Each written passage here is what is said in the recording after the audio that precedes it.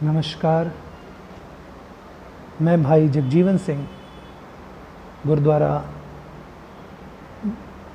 शहीद बाबा दीप सिंह दरबार में हेड ग्रंथी सेवादार के रूप में सेवा निभा रहा हूँ।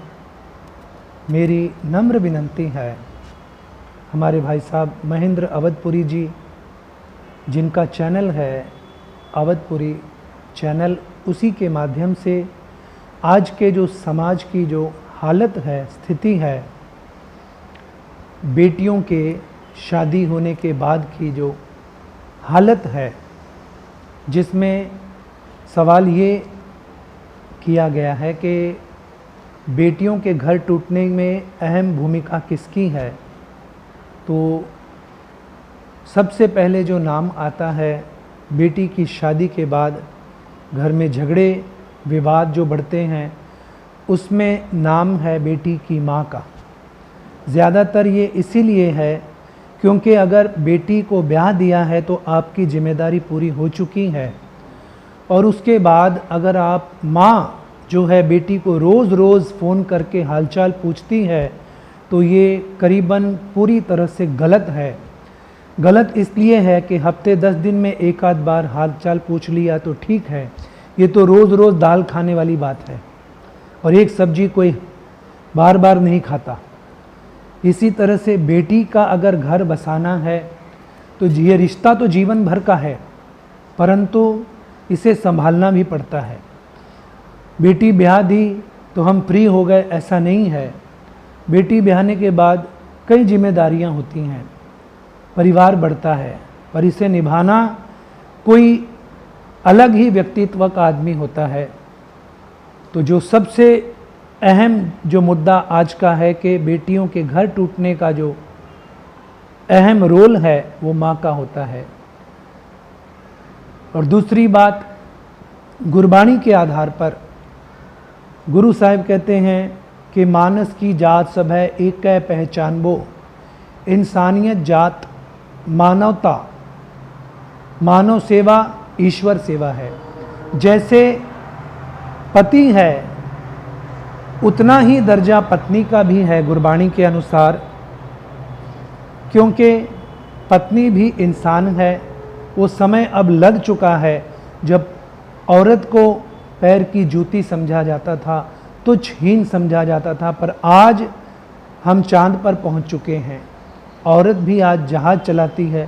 कहने का तात्पर्य कि वो पति के साथ में है। गुरबाणी के अनुसार पति पत्नी दोनों एक हैं। पत्नी कहे तो पति सुने और पति कहे तो पत्नी सुने, तो जीवन की गाड़ी सही दिशा में और सही ट्रैक पर चलती है। और बेटी के शादी होते सार ही अगर मायके से फ़ोन आता है, चाहे बहन है, चाहे माँ है, चाहे भाई है, कोई भी मेंबर हो सकता है, पर ये बार बार भी करना ठीक नहीं है। क्योंकि सबसे पहले तो थोड़े दिन उस लड़की को अपने ससुराल वालों को समझने में लग जाते हैं, क्योंकि किसी जगह को जब हम बदली करते हैं तो उस माहौल में ढलना पड़ता है। और बार बार ये फ़ोन करना, ये आकर्षित करना, ये मोहित होने का प्रमाण है, क्योंकि हम एक दूसरे से मोह से बंधे हुए हैं। बार बार अगर बेटी को फ़ोन किया जाएगा तो मायके में ज़्यादा ध्यान देगी, ना कि ससुराल में। इसलिए हो सके संपर्क में रहें, परंतु अपने दिनों का हिसाब रखें। हफ्ता 10 दिन 15-20 दिन में एक आध बार बात हो तो चलो ठीक है, लेकिन ये रोज़मर्रा का इसे बात करना नहीं कहते, इसे दखलंदाजी कहा जाता है। मेरा नाम M.R. बोराडे है। मैं उल्लासनगर का रहवासी हूँ और आदर्श व्यापार मंडल का उपाध्यक्ष हूँ।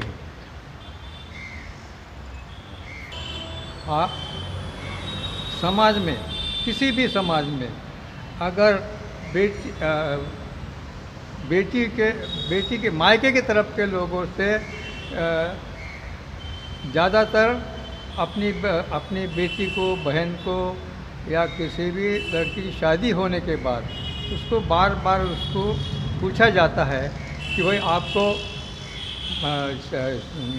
ससुराल में किस तरह बर्ताव मिलता है, आपको मान सम्मान मिलता है कि नहीं, आपको जहाँ कहीं बात करने में निष्पत्ति से या इनसे सहूलियत मिलती है क्या, या आपको हर बार पूछा जाता है आप कैसी हो, आपके लिए मतलब समय पे सब चीज़ मिलती है क्या, आपको बहुत कुछ कष्ट करना पड़ता है क्या, बहुत काम करना पड़ता है क्या।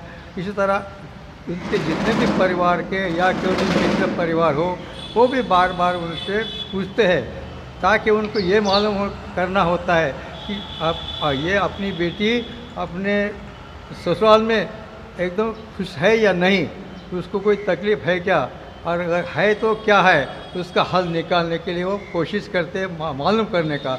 और उसकी वजह से फिर उसको भी एक हिम्मत मिल जाती है, और वो भी कभी कभी अगर कुछ अनशन हुई या किसी पति से कम ज़्यादा बोलना हुआ या किसी ने कुछ और पूछा, तो उसका वो अपने हिसाब से जवाब देती है, और इसकी वजह से घर में कलह शुरू हो जाता है। मैं KB वार्डे उल्लासनगर में रहता हूँ और चंद्रमणि विहार के अंदर और आदर्श विकास मंडल के आजीव सभासद होने के नाते इस मंडल से रोज़ाना आना जाना बैठना और संस्कार यहाँ पे जो चलता है, इस माध्यम से समाज के अंदर आज मैं ये देख रहा हूँ कि आज जो बेटियों का विवाह टूट जाता है, संसार अलग हो जाता है, उसका मेन कारण यही है कि समाज के अंदर इस भारत देश में बहुत से जाति धर्म के लोग रहते हैं। हर एक का अपना अपना मजहब अलग अलग होता है, रीति रिवाज अलग अलग होते हैं। और रीति रिवाज के हिसाब से लोगों को पुराने ज़माने में जैसे लोग चलते थे, एक फैमिली के हिसाब से रहते थे, और वो कुटुंब संस्कृति माँ बाप अपने बच्चों को देती थी, वो संस्कृति आज नहीं रह गई। संस्कृति बदल हो गया है।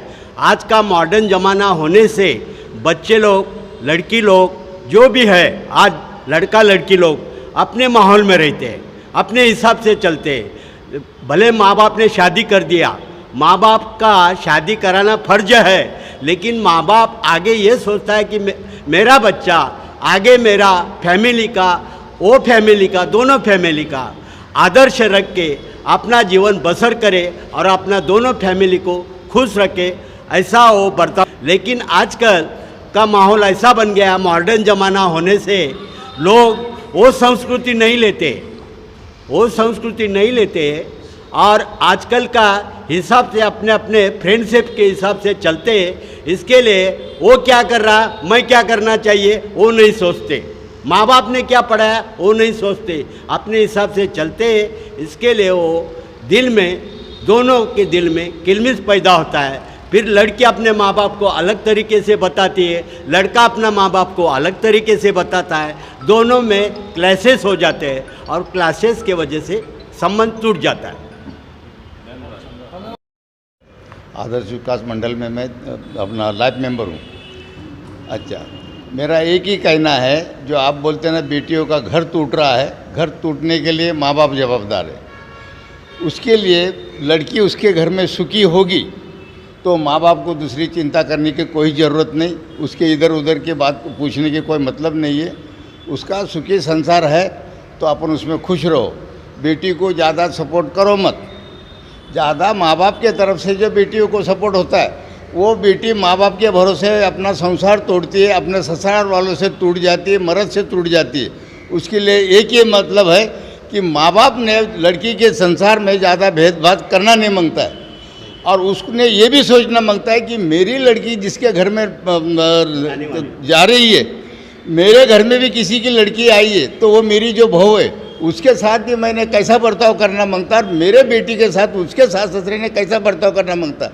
इसके लिए मैं सबसे ज़्यादा बोलूँगा कि माँ बाप ने लड़की के बीच में हस्तक्षेप करना नहीं, या मेरी जो बहू होंगी उसके भी माँ बाप ने उसके बीच में बात नहीं करना मांगता है। वो उसके घर में सुखी है, बस इसी में अपन आनंद मानो, बाकी दूसरा अपने वो कुछ नहीं चाहिए। मी उल्हासनगरचा राहणार, आदर्श विकास मंडळाचा सदस्य। तर हे तुम्ही प्रश्न जर मला विचारला तर ॲक्च्युली बोर्डे साहेबांनी सांगितलं आहे की आईवडिलांची चुकी आहे, आईवडिलांनी तिला लाडावून ठेवायचं नसतं, आणि तिची काय ते आता आजकालच्या मुली कसं आहे फॅशनेबल आहेत, त्यांचे जे फॅशनेबलची ज्या अपेक्षा पूर्ण होत नाही तर मुलगी भांडणच करीत राहती, नवऱ्याला टोचती, याला करते, तर तो बिचारा नोकरी करणार, काहीची हवस पुरणार, असं होतं। तर त्याच्यामुळे त्याचा वाद होतो, वाद झाल्यानंतर ते लगेच तलाक द्यायची कामं करतात. एवढं बोलून माझं संपलं. तमाम भारतवासियों को मेरा नमस्कार.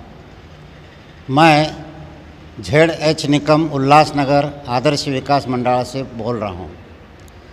साहब जी ने आजकल जो समाज में सवाल चल रहा है कि बेटियों के बारे में, जो उनका शादी होने के बाद जो कुछ दिनों के बाद या कुछ सालों के बाद संसार टूट जाता है, उसमें एक कारण ऐसा है कि जो अपन भारत में जो अपनी पुरानी संस्कृति थी वो सब खत्म हो रही है और नया संस्कृति का जन्म लिया है, जो पाश्चात्य संस्कृति होती है उसका जन्म आया है. वहाँ से अपन जो लेना चाहिए वो लिया नहीं है, लेकिन अपन जो नहीं लेना चाहिए वो लिया है. इसी वजह से ये सब कुछ तहलका मचा हुआ है. दूसरी बात यह है कि पुराने लोग जो थे अपना लड़कियों को देने के पहला अगर बड़ा फैमिली होएगा उसको माँ बाप, देर, ससुर, सास जो भी रहेगा उनके घर में देते थे. क्यों? कि उसके ऊपर सबका नज़र रहता था, उसके ऊपर दबाव रहता था, उसको अच्छा सिखाया जाता था और खाना परोसने में भी उसको अलग अलग ढंग से सिखाया जाता था. लेकिन आजकल ऐसा है, नया संस्कृति है, किचन में तो आजकल लेडीज़ कोई जाती नहीं है. अपना होने वाले हस्बैंड को, हुआ हस्बैंड को बोलती है कि रेडीमेड वड़ा पाव लेके आओ. आजकल ये सब रेडीमेड के वजह से ये सब कुछ अच्छा माहौल बना नहीं है. और लड़कियों के बारे में मोस्टली जो होता है आजकल की शादी लव मैरिज होती है. लव मैरिज से क्या होता है कि एक दूसरे का जो वीक पॉइंट है वो उसको मालूम पड़ जाता है.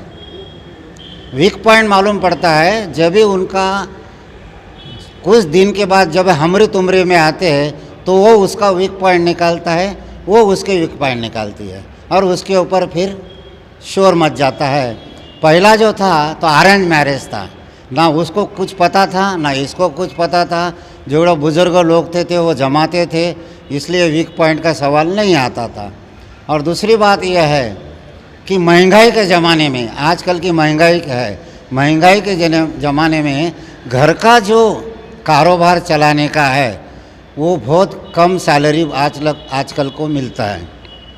और हमारा ऐसा है कि हम छोटे रह के बड़े सपने बहुत देखते हैं, छोटे रह के बड़े सपने बहुत देखते हैं. और वो सपना जब पुरानी होता है तो फिर अपना दिल टूटने के बाद ये परिवार ख़त्म हो जाता है. क्यों? कि अमीर मीडियम आदमी को पूछता नहीं और मीडियम आदमी गरीब को पूछता नहीं है.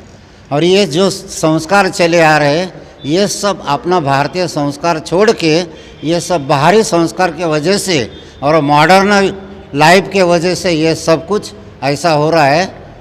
नमस्कार, जय हिंद, जय भारत.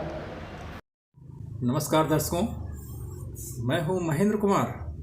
अगर आपको हमारा वीडियो पसंद आया हो तो इसे लाइक और शेयर जरूर करें. और हाँ, हमें सब्सक्राइब करना ना भूलना, जिससे कि हमारे आने वाली नई वीडियो को आप मिस ना कर सकें.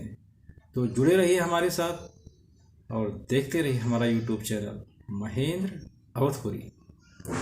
बहुत बहुत धन्यवाद. Thank you so much.